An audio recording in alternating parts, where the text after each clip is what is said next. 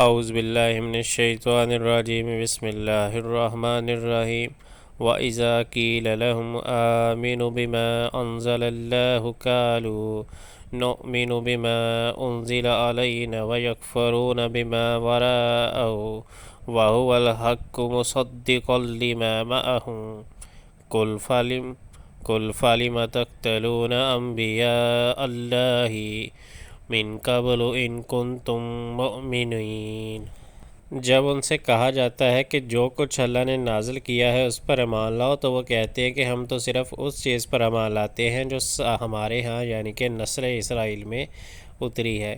اس دائرے کے باہر جو کچھ آیا ہے اسے ماننے سے وہ انکار کرتے ہیں، حالانکہ وہ حق ہے اور اس تعلیم کی تصدیق و تائید کر رہا ہے جو ان کے ہاں پہلے سے موجود تھی۔ اچھا ان سے کہو، اگر تم اس تعلیم ہی پر ایمان رکھنے والے ہو